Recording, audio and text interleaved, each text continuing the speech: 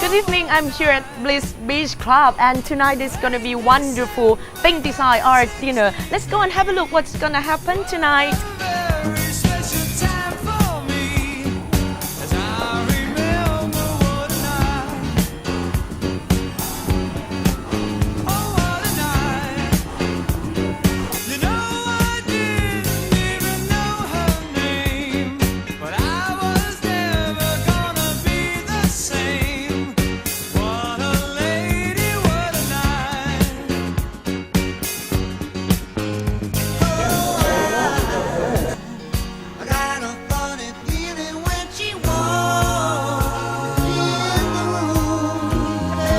Normally what we do is we take a local artist and they're all just paintings which are fantastic as well, but they're one artist and one chef. So in this case we've gone to Eric Smulders and the Soul of Asia gallery, and we picked out some real masterpieces from his collection, which he'll tell you a little bit more about throughout the night.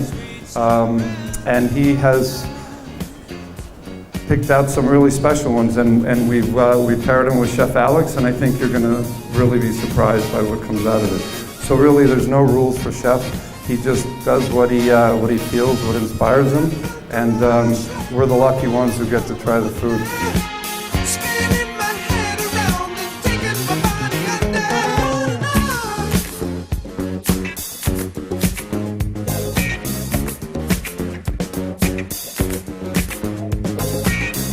I fell into food at an early age. I always loved food, and so if I was depressed, I would look for food to make me less depressed. And it's not an uncommon thing, I'm not embarrassed to say.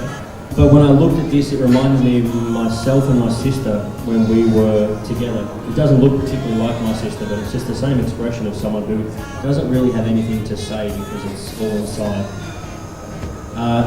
And when we felt like that, we would always call Pizza Hut, and we would eat a large pizza to ourselves. So the first course for you guys tonight is pizza that I think is good. It's a whole pizza for everybody, but they're quite small, so you get to really the experience. But I've kept everything on the menu a little bit ambiguous tonight so that you don't get to have an opinion of it before it comes out. I want you to really understand my thinking of what I was doing. So the first course is a pizza with garlic, gorgonzola cheese, parma ham, except for those who don't eat pork, in which case there is no parma ham, I know where you are already. Honey and truffle oil. So it's I think it's a nice way to start the dinner, and it's also the kind of thing that I would like to eat if I was feeling how I imagine she's feeling.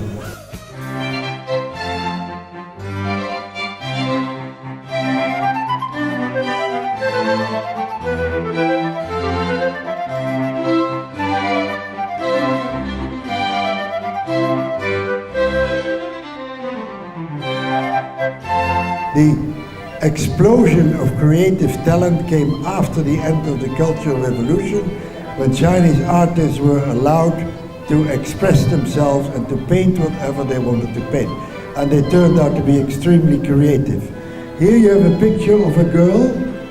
I am being a bit graphic tonight because many paintings have sexual symbols in them.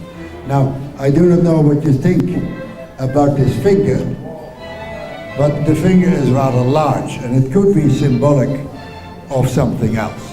Freud had explanations for that, and I suppose you all look at that with Freudian eyes. There's always been a link between art and sex. A lot of people recently have tried to link food and sex. There's been a sort of a gastro culture that's come up now, and people are saying, a good chocolate pudding is better than sex, and you're doing both of them wrong if that's true.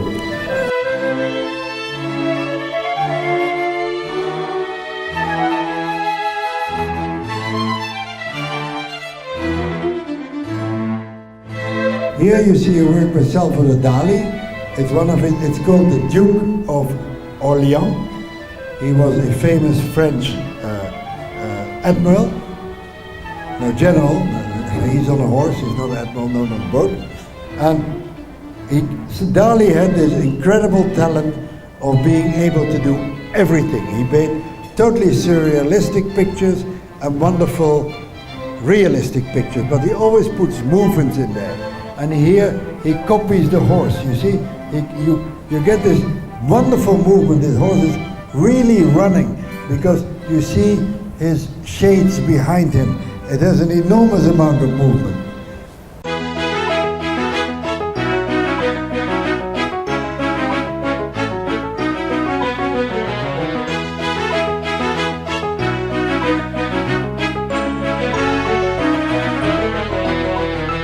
We are here with Eric Smulders, the owner of Soul of Asia Art Gallery. So Eric, would you like to tell us a little bit about the art tonight?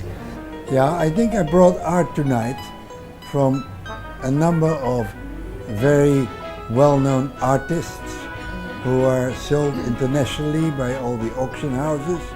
And I mentioned Salvador Dali, Picasso, Andy Warhol, and I bring them tonight because I want people to look at what the art by all these famous artists represents, because it's in the symbols that you recognize the art. I share tonight a mixture between Chinese artists and very well-known European artists. And they all have pictures that are symbolic, because art is something, beauty is in the eye of the beholder, in the eye of the person who sees it. You may have a wife that nobody thinks is beautiful, and you think she's the most beautiful in the world.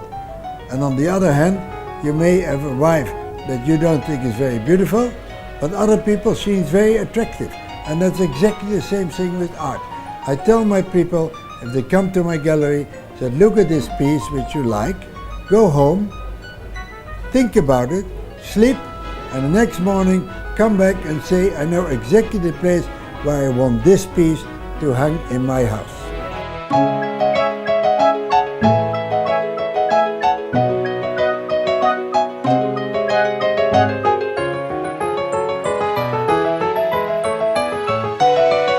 Well, again, it started out as a way to expose local artists.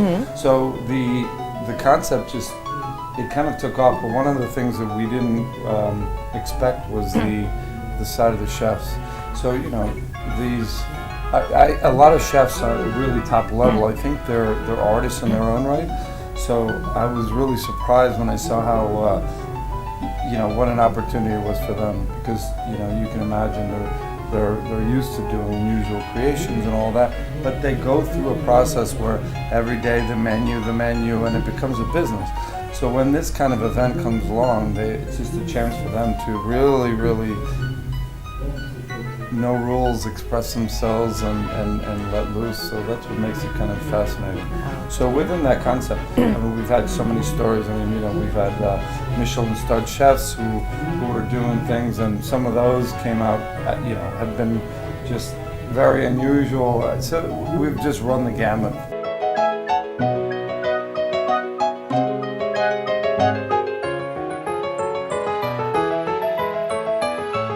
What is your idea of choosing the dishes, you know, to match with those pieces of art? The first thing I do is I look at the piece of art. I look at it, whether it's a sculpture, whether it's a big watercolor, or whether it's an etching, and I just see if anything strikes me straight off the cuff. I mean, the last course that we served tonight was based on a Chinese version, or a Chinese Marilyn Monroe, with, you know, big bold colors and, you know, vacant wide eyes.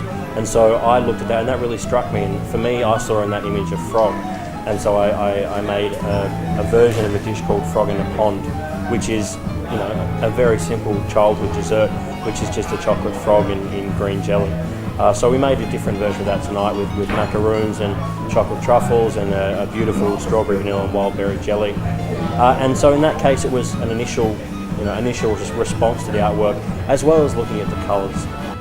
Right, that's very interesting, and of course, you know, the food tonight is really fantastic. So thank you very much, Chef Alex, and yeah, it's good to have you with us tonight. Thank you very much. Okay, thank you very much. Phuket Simon Cabaret, featuring modern and traditional performances from around the world. Phuket Simon Cabaret is sure to have you gasping in wonder at the extravagant costumes, marveling at the outrageous performances, and falling in love with the glamorous entertainers. Phuket Simon Cabaret, let your imagination fly. To book tickets for Phuket Simon Cabaret, call 076-342-011 or visit PhuketSimonCabaret.com. Get a unique style of shelter with a tensile freeform structure that can add to your building design and profit from its lightweight, large-span, translucent fabric all the way from Europe. Contact Window Design and Awning Company on Chow Phar Road, Phuket, or telephone 089 724 6914.